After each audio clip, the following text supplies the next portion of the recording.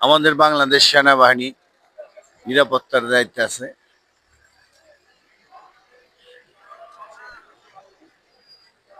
যৌথ বাহিনী যৌথ বাহিনী যৌথ বাহিনী সব করতেছে।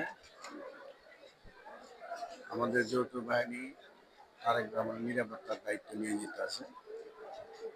দেখেন, হাজার হাজার লোক সারি সারিভাবে দাঁড়িয়ে আছে। সারি সারিভাবে দাঁড়িয়ে আছে। জনাব তারেক রহমান যাবেন তার মাকে দেখতে এবারকের হাসপাতালে। সবাই দাঁড়িয়ে আছে। আমাদের সেনাবাহিনী নিয়োজিত আছে, এসএসএফ আছে, সব সব বাহিনী আছে। আমাদের সব বাহিনী আছে।